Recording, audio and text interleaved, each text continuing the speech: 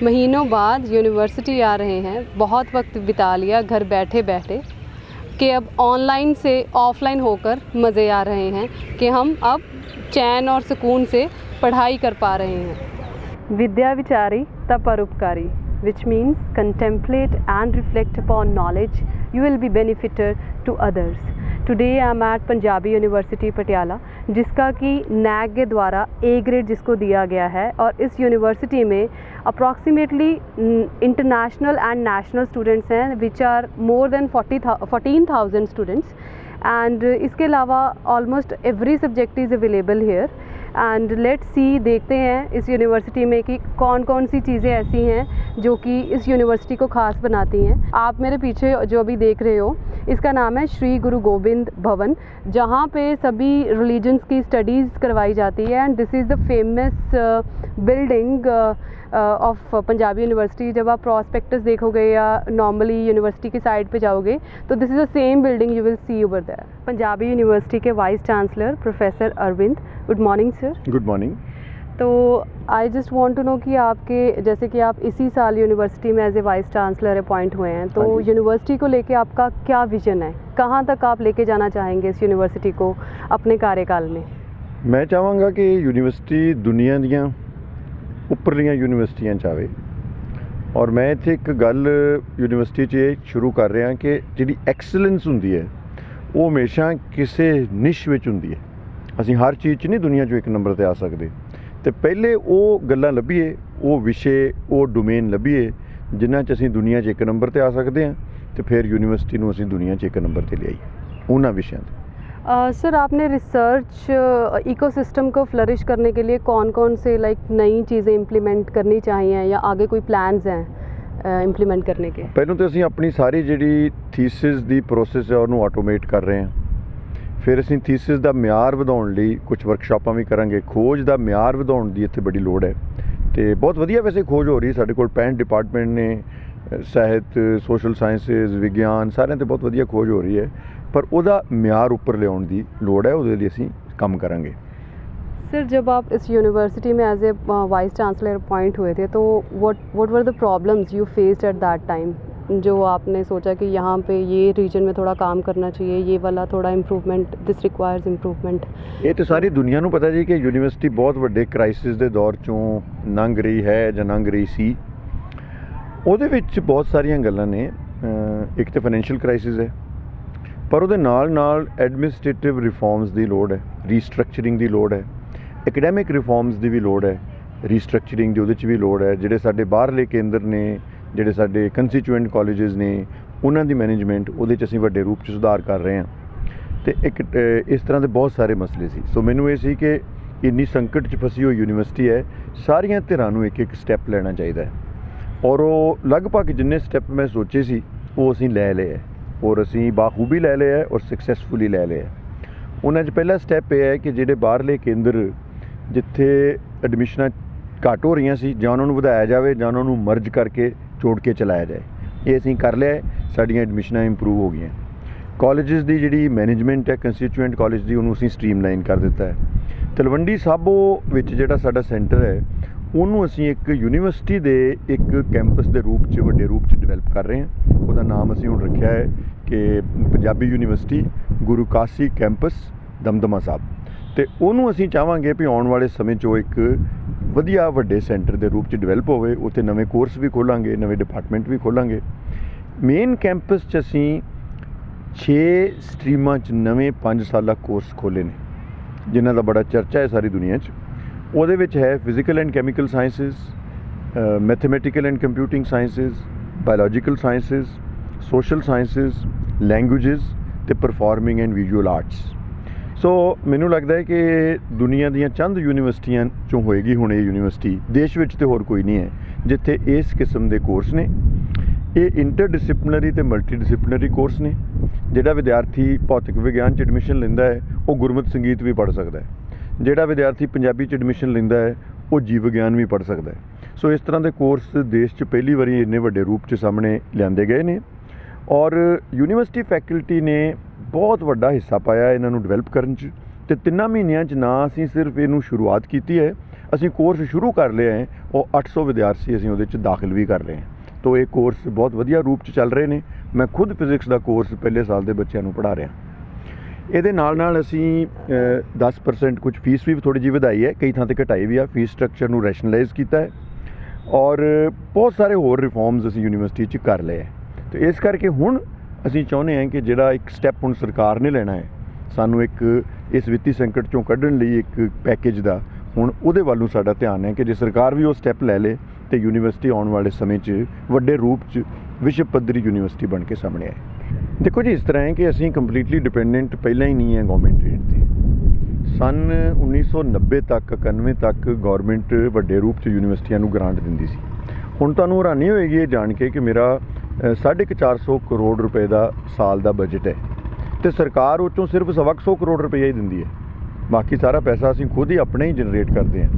ਸੋ ਮੈਂ ਤਾਂ ਇਹ ਕਿਹਾ ਸੀ ਵੀ ਇਹ ਸਾਡੇ ਲਈ ਮੁਸ਼ਕਿਲ ਆ ਰਹੀ ਹੈ। ਜਿਹੜੇ ਕੋਈ ਨਵਾਂ ਪੈਕੇਜ ਸਾਨੂੰ ਮਿਲੇਗਾ ਵੀ, ਉਹਦਾ ਮਤਲਬ ਇਹ ਨਹੀਂ ਕਿ ਅਸੀਂ ਆਪਣੇ ਰਿਸੋਰਸਿਸ ਨਹੀਂ ਜਨਰੇਟ ਕਰਾਂਗੇ, ਆਪਣੇ ਰਿਸੋਰਸਿਸ ਦੀ ਲੋੜ ਪਏਗੀ। और sir like syllabus are required to revise like according to the needs in the market. तो जो सिलेबस है जो बच्चे पढ़ते हैं, like I discuss with some students कि वो रिपीट होता रहता है सालों ही सालों। तो लाइक आपने कुछ ऐसे स्टेप्स लाइक लिए हैं टू रिवाइज द सिलेबस? ਅਸੀਂ ਬਹੁਤ ਪਹਿਲੀ ਗੱਲ ਤਾਂ ਹੈ ਕਿ ਸਿਲੇਬਸ ਹਰ ਸਾਲ ਰਿਵੀਜ਼ਨ ਲਈ ਅਪ ਹੁੰਦੇ ਹੈ ਔਰ ਕਮ ਸੇ ਕਮ 25 ਤੋਂ 30% ਸਿਲੇਬਸਾਂ ਵਿੱਚ ਚੇਂਜ ਹਰ ਸਾਲ ਹੁੰਦੀ ਹੈ। ਇਸ ਸਾਲ ਤੋਂ ਵੱਡੇ ਰੂਪ 'ਚ ਹੋਈ ਹੈ ਕਿਉਂਕਿ ਅਸੀਂ ਕੋਰਸ ਹੀ ਬਹੁਤ ਸਾਰੇ ਨਵੇਂ ਸ਼ੁਰੂ ਕੀਤੇ ਆ, ਉਹਨਾਂ ਦੇ ਨਵੇਂ ਸਿਲੇਬਸ ਨੇ। ਸੋ ਇਹ ਪ੍ਰੋਸੈਸ ਤਾਂ ਔਨਗੋਇੰਗ ਪ੍ਰੋਸੈਸ ਹੈ ਔਰ ਚੱਲਦੀ ਰਹਿੰਦੀ ਹੈ। और sir like as you are quantum physicist, तो लाइक अगर किसी आम इंसान को ये बताना हो कि what is quantum physics, so like क्या है वो? ਕੁਆਂਟਮ ਫਿਜ਼ਿਕਸ ਵੇਖੋ ਜੀ, ਸੂਖਮ ਦੀ ਦੁਨੀਆ ਦਾ ਗਿਆਨ ਹੈ ਕਿ ਜਿਹੜੇ ਛੋਟੇ ਹਿੱਸੇ ਨੇ ਜਿਨ੍ਹਾਂ ਤੋਂ ਦੁਨੀਆ ਬਣੀ ਹੈ, ਜਿਵੇਂ ਇਲੈਕਟ੍ਰੋਨ, ਪ੍ਰੋਟੋਨ, ਨਿਊਟਰੋਨ ਨੇ, ਉਹਨਾਂ ਦੀ ਦੁਨੀਆ ਦੇ ਕੀ ਨਿਯਮ ਨੇ ਔਰ ਉਹਨਾਂ ਦੀ ਦੁਨੀਆ ਦੇ ਨਿਯਮ ਸਾਡੀ ਦੁਨੀਆ ਦੇ ਨਿਯਮਾਂ ਨਾਲੋਂ ਅਲੱਗ ਨੇ। ਜਿਵੇਂ ਇੱਕ ਜਿਹੜਾ ਇਲੈਕਟ੍ਰੋਨ ਹੈ ਉਹ ਇੱਕੋ ਸਮੇਂ 'ਤੇ ਇੱਕ ਤੋਂ ਵੱਧ ਥਾਵਾਂ 'ਤੇ ਹੋ ਸਕਦਾ ਹੈ ਨਾ, ਜਿਹੜਾ ਆਮ ਅਸੀਂ ਨਹੀਂ, ਇਸ ਗੱਲ ਨੂੰ ਮੰਨਣਾ ਮੁਸ਼ਕਿਲ ਹੋ ਜਾਂਦਾ ਹੈ। ਸੋ ਕੁਆਂਟਮ ਭੌਤਿਕ ਵਿਗਿਆਨ ਸੂਖਮ ਦੀ ਦੁਨੀਆ ਦਾ ਗਿਆਨ ਹੈ। ਪਰ ਜਿਹੜੀ ਗੱਲ ਮੈਂ ਦੱਸਣੀ ਚਾਹੁੰਦਾ ਕਿ ਇਹ ਗਿਆਨ ਕੋਈ 100 ਸਾਲ ਪਹਿਲੇ ਸ਼ੁਰੂ ਹੋਇਆ ਸੀ ਅਤੇ ਹੁਣ ਇੱਥੇ ਪਹੁੰਚ ਗਿਆ ਹੈ ਕਿ ਅਸੀਂ ਇੱਕ ਨਵੀਂ ਖੋਜ ਚੱਲ ਰਹੀ ਹੈ ਕਿ ਕੁਆਂਟਮ ਭੌਤਿਕ ਵਿਗਿਆਨ ਨੂੰ ਵਰਤ ਕੇ ਤੇ ਨਵੀਂ ਕਿਸਮ ਦੇ ਕੰਪਿਊਟਰ ਬਣ ਸਕਦੇ ਆ ਜਿਨ੍ਹਾਂ ਨੂੰ ਅਸੀਂ ਕੁਆਂਟਮ ਕੰਪਿਊਟਰ ਕਹਿੰਦੇ ਹਾਂ। ਤਾਂ ਆਉਣ ਵਾਲੇ 20-25 ਸਾਲ 'ਚ ਉਹ ਕੰਪਿਊਟਿੰਗ ਦੀ ਦੁਨੀਆ ਨੂੰ ਰੈਵੋਲੂਸ਼ਨਾइज करके। सर लाइक अभी एक लाइक इन्वायरमेंट को सेव करने का बहुत ही बड़ी एक मुहिम चली है और ये माना जा रहा है कि नॉर्मली एक जो कंसेप्ट है कि साइंस की वजह से या टेक्नोलॉजी की वजह से इन्वायरमेंट है जो डिग्रेड हो रहा है। तो as a scientist what are your views on that? पहली गल तो ये गल बिल्कुल गलत है। ਸਾਇੰਟਿਸਟ ਕਦੀ ਵੀ ਨਹੀਂ ਕਹਿੰਦਾ ਕਿ ਇਹ ਕਰੋ ਜਾਂ ਇਹ ਨਾ ਕਰੋ, ਉਹ ਤਾਂ ਪੋਸੀਬਿਲਿਟੀਜ਼ ਦੱਸਦਾ ਹੈ। ਇਹ ਜਿਹੜੀ ਸਾਡੀ ਪੋਲਿਸੀ ਹੈ, ਖਾਸ ਕਰਕੇ ਇਕਨੋਮਿਕ ਪੋਲਿਸੀ, ਜਿਹਦੇ 'ਚ ਸਿੰਗਲ ਮੋਟਿਵ ਹੈ ਪ੍ਰੋਫਿਟ, ਇਹ ਉਹਦੇ ਕਰਕੇ ਡੀਗ੍ਰੇਡੇਸ਼ਨ ਹੋ ਰਹੀ ਹੈ। ਇਹ ਸਾਇੰਸ ਔਰ ਸਾਇੰਟਿਸਟਾਂ ਕਰਕੇ ਨਹੀਂ ਹੋ ਰਹੀ। ਸਾਇੰਸ ਤੇ ਸਾਇੰਟਿਸਟਾਂ ਨੇ ਜਿੰਨਾ ਕੰਮ ਜਿਹੜੀਆਂ ਤੁਸੀਂ ਇੰਡਸਟਰੀ ਵੇਖਦੇ ਹੋ ਉਹਨਾਂ ਨੂੰ ਲਾਉਣ ਵਾਲੀਆਂ ਟੈਕਨੋਲੋਜੀਜ਼ ਬਣਾਉਣ 'ਤੇ ਕੀਤਾ ਹੈ, ਉਨਾ ਹੀ ਕੰਮ ਉਹਨਾਂ ਨੇ ਇਨਵਾਇਰਮੈਂਟ ਦੀ ਸਫਾਈ ਲਈ ਵੀ ਕੀਤਾ ਹੈ। ਉਹਨਾਂ ਨੇ ਉਹ ਕਲੀਨਰ ਬਣਾਏ ਨੇ, ਉਹ ਨਹੀਂ ਲੱਗਦੇ, ਤੇ ਜਿਹੜਾ ਨੈਗੇਟਿਵ ਕੰਮ ਆ ਉਹ ਲੱਗ ਜਾਂਦਾ ਹੈ। ਤਾਂ ਇਹ ਗੱਲ ਪਾਲਿਸੀ ਮੇਕਿੰਗ ਔਰ ਇਨਫੋਰਸਮੈਂਟ ਦੀ ਹੈ। ਪੰਜਾਬੀ ਯੂਨੀਵਰਸਿਟੀ ਪਟਿਆਲਾ 'ਚ ਅਸੀਂ ਇੱਕ ਸੈਂਟਰ ਬਣਾ ਰਹੇ ਹਾਂ ਜਿਹਦੇ ਵਿੱਚ ਅਸੀਂ ਪੰਜਾਬ ਦੀ ਇਕੋਲੋਜੀ ਨੂੰ ਰਿਵਾਈਵ ਕਰਨ ਵਾਸਤੇ ਕੀ ਕੀਤਾ ਜਾਣਾ ਚਾਹੀਦਾ ਹੈ, ਇਹਦੇ 'ਤੇ ਖੋਜ ਸ਼ੁਰੂ ਕਰ ਰਹੇ ਹਾਂ। ਔਰ ਉਹਦੇ 'ਚ ਅਸੀਂ ਜਿਹੜੇ ਪਸ਼ੂ, ਜਿਹੜੇ ਪੰਛੀ, ਜਿਹੜੇ ਪੌਦੇ ਪੰਜਾਬ 'ਚੋਂ ਖਤਮ ਹੋ ਰਹੇ ਹੈ ਜਾਂ ਖਤਮ ਹੋ ਗਏ ਹੈ, ਉਹਨਾਂ ਨੂੰ ਵਾਪਸ ਕਿਵੇਂ ਲਿਆਂਦਾ ਜਾਵੇ, ਇਹਦੇ 'ਤੇ ਖੋਜ ਸ਼ੁਰੂ ਕਰ ਰਹੇ ਹਾਂ। अगले महीने वो सेंटर लॉन्च हो जाएगा। अगर पंजाबी को अगर आपने आगे लेके जाना हो तो उसके लिए आपके पास क्या स्ट्रैटेजी है और क्या आपके व्यू पॉइंट्स हैं उसके लिए? देखो जी, कोई भी भाषा ਜਿਹੜੀ ਹੈ ਉਹ ਅੱਗੇ ਉਦੋਂ ਹੀ ਆਉਂਦੀ ਹੈ ਜਦੋਂ ਹਰ ਕਿਸਮ ਦਾ ਗਿਆਨ, ਹਰ ਕਿਸਮ ਦੀ ਪੜ੍ਹਾਈ ਉਹਦੇ ਵਿੱਚ ਹੋਵੇ। ਸੋ ਜਦੋਂ ਯੂਨੀਵਰਸਿਟੀ ਬਣੀ ਉਦੋਂ ਇਹ ਮੈਂਡੇਟ ਸੀ ਔਰ ਮੈਂਡੇਟ ਕਾਫੀ ਦੇਰ ਤੱਕ ਚੱਲਦਾ ਰਿਹਾ। ਉਸ ਤੋਂ ਬਾਅਦ ਹੋਇਆ ਇਹ ਕਿ 1977-78 ਤੋਂ ਬਾਅਦ ਇਹ ਮੋਮੈਂਟਮ ਘਟ ਗਿਆ ਤੇ ਮੈਂ ਵੇਖਦਾ ਕਿ ਪੰਜਾਬੀ ਯੂਨੀਵਰਸਿਟੀ ਨੇ ਬਹੁਤ ਸਾਰੇ ਵਿਸ਼ਿਆਂ 'ਤੇ ਵਿਗਿਆਨ ਦੀਆਂ ਹੋਰ ਸਾਰੀਆਂ ਕਿਤਾਬਾਂ ਛਾਪੀਆਂ ਪੰਜਾਬੀ 'ਚ ਉਸ ਸਮੇਂ 'ਚ, ਅਤੇ ਅਸੀਂ ਇਹ ਸਾਰੇ ਪ੍ਰੋਜੈਕਟਾਂ ਨੂੰ ਰਿਵਾਈਵ ਕਰਾਂਗੇ ਔਰ ਅਸੀਂ ਟੈਕਨੋਲੋਜੀ ਡਿਵੈਲਪ ਕਰ ਰਹੇ ਹਾਂ ਆਟੋਮੈਟਿਕ ਟਰਾਂਸਲੇਸ਼ਨ ਦੀ। ਮੈਂ ਤਾਂ ਚਾਹਾਂਗਾ ਕਿ ਆਉਣ ਵਾਲੇ ਸਾਲਾਂ 'ਚ ਹਰ ਵਿਸ਼ੇ ਦੀਆਂ ਕਿਤਾਬਾਂ ਪੰਜਾਬੀ 'ਚ ਅਵੇਲੇਬਲ ਹੋਣ। ਜਿਹੜੀਆਂ ਦੁਨੀਆ ਭਰ 'ਚੋਂ ਵਧੀਆ ਕਿਤਾਬਾਂ ਨੇ ਉਹਨਾਂ ਦੀਆਂ ਟਰਾਂਸਲੇਸ਼ਨਸ ਕਰਵਾਈਆਂ ਜਾਣ, ਨਵੀਆਂ ਕਿਤਾਬਾਂ ਲਿਖੀਆਂ ਜਾਣ। ਅਤੇ ਮੈਂ ਬਾਰ-ਬਾਰ ਇਹ ਕਹਿ ਰਿਹਾ ਵੀ ਡਾਕਟਰ ਪਰਚੀਆਂ ਪੰਜਾਬੀ 'ਚ ਲਿਖਣ। ਸਾਈਨ ਬੋਰਡ ਇਕੱਲੀ ਅੰਗਰੇਜ਼ੀ 'ਚ ਸਾਈਨ ਬੋਰਡ ਲਿਖਣ 'ਤੇ ਬੈਨ ਲੱਗਣਾ ਚਾਹੀਦਾ ਪੰਜਾਬ 'ਚ। ਤੁਸੀਂ ਬਾਜ਼ਾਰ ਜਾਓ, 25 ਸਾਲ ਪਹਿਲੇ ਸਾਰੇ ਸਾਈਨ ਬੋਰਡ ਪੰਜਾਬੀ 'ਚ ਹੁੰਦੇ ਸੀ, ਹੁਣ ਸਾਰੇ ਸਾਈਨ ਬੋਰਡ ਅੰਗਰੇਜ਼ੀ 'ਚ ਨੇ। ਕਿਉਂ? ਇੱਕ ਸਾਡੇ ਡਿਪਟੀ ਕਮਿਸ਼ਨਰ ਨੇ ਆਰਡਰ ਕੱਢਣਾ ਹੈ ਕਿ ਜੇ ਦੁਕਾਨ ਰਜਿਸਟਰ ਕਰਾਉਣੀ ਹੈ ਤਾਂ ਸਾਈਨ ਬੋਰਡ ਪੰਜਾਬੀ 'ਚ ਲੱਗੇਗਾ, ਪਰ ਨਹੀਂ ਹੋ ਰਿਹਾ।